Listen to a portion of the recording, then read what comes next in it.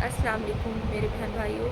पर्दा रखना सीखें, किसी के ऐबों पर पर्दा डालना सीखें, ताकि क़यामत के रोज़ अल्लाह आपके ऐबों पर पर्दा डाले, जब हम किसी को मुंह तक नहीं दिखा सकेंगे, जब सारे मामलात खोल दिए जाएंगे, जब किसी बात का पर्दा नहीं रहेगा, तब अल्लाह आपके ऐबों पर पर्दा डालेगा। जो किसी के ऐबों पर पर्दा डालता है, अल्लाह उसके ऐबों पर पर्दा डालेगा। मेरे बहनों, मेरे भाइयों, बच्चों, आजकल की जितनी न्यू जनरेशन है उन सब से मुखातिब हूँ कि बदला और गुस्से की आग में एक दूसरे से बढ़ चढ़ कर हिस्सा मत लो। एक दूसरे का पर्दा रखना सीखो, एक दूसरे के ऐब ढांपना सीखो। बिला वजह किसी के ऐब की तशहीर मत करो। कभी आप लोगों ने ये सोचा है कि रब्बुल आलमीन ने हमारे कितने पर्दे रखे हुए हैं? कभी ये बात सोची आपने कि हमारे परवरदिगार ने हमारे कितने ऐबों को ढांपा हुआ है? अगर वो सब ज़ाहिर हो जाएं तो शायद हमें छुपने की जगह भी ना मिले, और हमारी तदफीन पर कभी लोग आना पसंद भी ना करें। अगर हम गौर करें, सोचें तन्हाई में बैठ के कि हम में कितने ऐब हैं, कितनी बुराइयां हैं जो अल्लाह ने छुपा रखी हैं, जो किसी को नज़र नहीं आती। आप लोग तो छुप कर गुनाह करते हैं, समझते हैं कोई नहीं देख रहा। मेरा मौला तो सब देख रहा है, अल्लाह तो सब देख रहा है। उसने कितने ऐबों पे पर्दा डाला हुआ है हम इंसानों के। कभी गौर करें, तन्हाई में बैठें, जब आप किसी की किरदार कशी कर रहे होते हैं, जब आप किसी की इज़्ज़त के पर्दे को चाक कर रहे होते हैं, जब आप लोग किसी पर बातें कर रहे होते हैं, तोहमत लगा रहे होते हैं, किसी की इज़्ज़त नफ्स जब मजरूह कर रहे होते हैं, तब ये बात सोच लिया करें कि अल्लाह ने आपके कितने ऐबों को छुपाया हुआ है।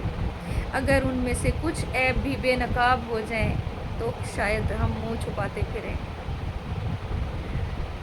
हम अपने आप को कैसे बहुत ज़्यादा इज़्ज़तदार समझ सकते हैं? अल्लाह जानता है ना, अल्लाह बेहतर जानता है। हर शख्स अपने गिरबान में देख झांके, ठीक है। मैं हर एक की बात तो नहीं कर रही, लेकिन बहुत ज़्यादा लोग गुनाहगार हैं, गुनाहों में लिथड़े हुए हैं। अल्लाह रहम फरमाए, नेक हिदायत दे, हिदायत का रास्ता दिखाए।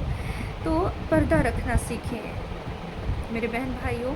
जो दूसरों के ऐबों पर पर्दा डालता है, क़यामत के रोज़ अल्लाह ताला उसके ऐब छुपाएगा, उस पर पर्दा डालेगा।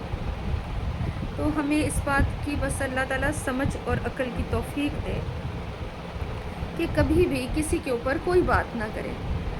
कि यहाँ पर ये देखा गया है कि दुनिया में फ़लाँ की लड़की फ़लाँ के लड़के के साथ देखी गई, फ़लाँ का लड़का फ़लाँ की लड़की के साथ देखा गया। जी होटल में थे, जी खाना खा रहे थे, जी फ़लाँ का लड़का शराब पी रहा था, फ़लाँ के लड़के ने स्मोकिंग की थी।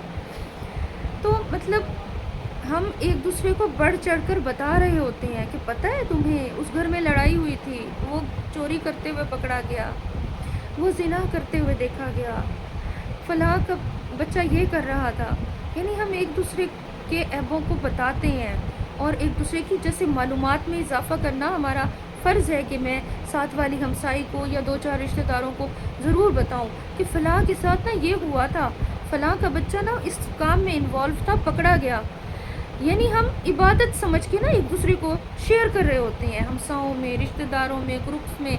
आज की नई ताज़ा खबर, फ़लाँ रिश्तेदारों में, ख़ानदान में आज ये बात हुई थी, आपको पता है, आपने सुनी हुई है, फ़लाँ के बच्चे और बच्ची के साथ ये मसला हुआ था। ऐसे ना करें।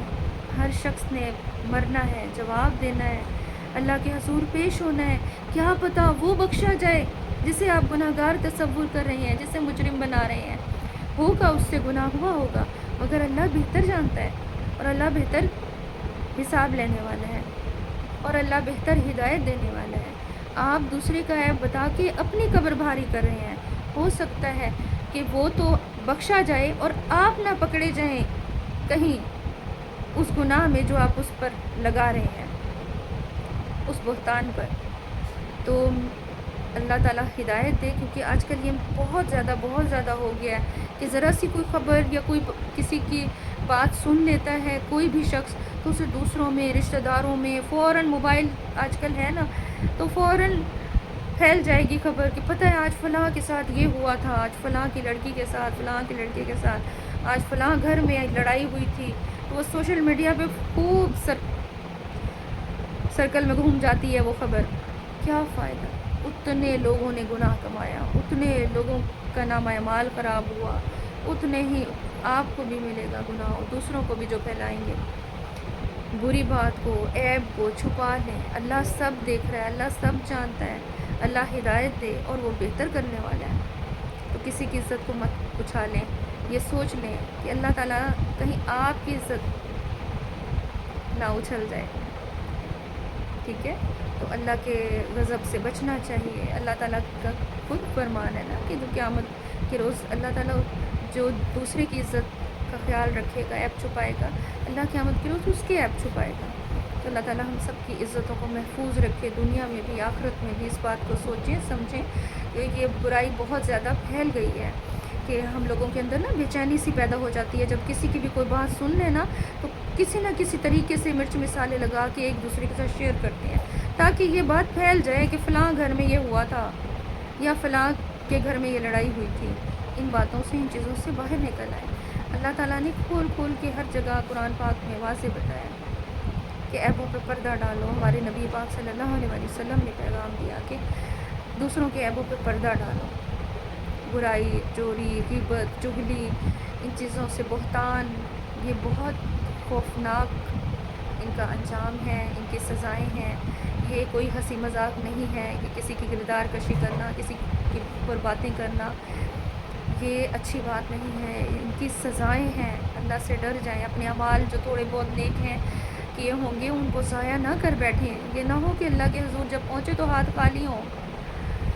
تو اللہ تعالیٰ ہدایت دے. اگر آج کا ٹاپک، آج کی بات آپ کو اچھی لگی ہے اور آپ بھی اس بات سے ایگری کرتے ہیں تو اپنی رائے کا اظہار کریں، اور پلیز ایک دوسرے کو شیئر کریں تاکہ یہ جو ہم لوگوں کے دماغوں میں بھوسا بھرا ہوا ہے نا، اور ہم عقل اور سمجھ کے سے بالا تر ہو گئے ہیں، تو کچھ اللہ میاں ہدایت دے اور سوچیں کہ ہم نے تو مر جانا ہے، ہم کیا کر رہے ہیں یہاں پہ.